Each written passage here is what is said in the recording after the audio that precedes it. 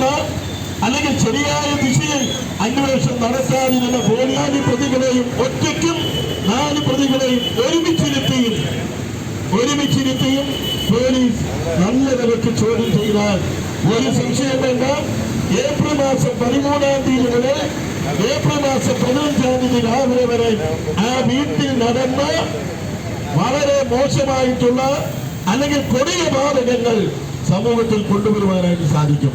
അങ്ങനെ വന്ന് ഇവർ കുറ്റം സമ്മതിച്ച് ഇവരിൽ നിന്ന് തെളിവുകൾ നേടി ഇവരെ കൊണ്ട് തന്നെ തെളിവുകൾ സമ്പാദിച്ച് കോടതിയിൽ കേസന്വേഷണ റിപ്പോർട്ട് പോലീസ് കൊടുത്താൽ ഒരു സംശയം വേണ്ട, അപ്പനും മകനും അമ്മയും മകനും 20 വർഷം ജയിൽ ശിക്ഷ അനുഭവിക്കേണ്ട നിയമം ഈ രാജ്യത്തുണ്ട്.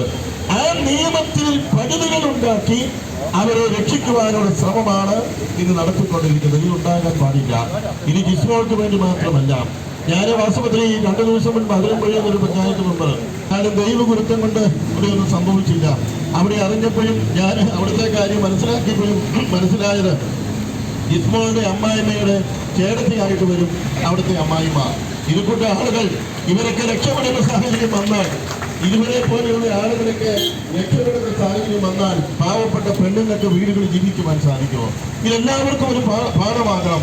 വീട്ടിൽ കയറി വരുന്ന പെണ്ണുങ്ങൾ അവര് വെറും ഉപകരണമല്ല, അവര് വെറും ഓട് പൊളിച്ച് ഇറങ്ങി വരുന്നവരല്ല. പ്രത്യേകിച്ചും ഇവരുടെ വിവാഹം എന്ന് പറയുന്നത് സ്വാഭാവികമായി നമുക്കറിയാം, ഇവർ സ്നേഹിച്ച് കല്യാണം കഴിച്ചവരാണെങ്കിൽ അതിന് സ്വാഭാവികമായിട്ടും അവരെ നമുക്ക് കുറ്റപ്പെടുത്താം.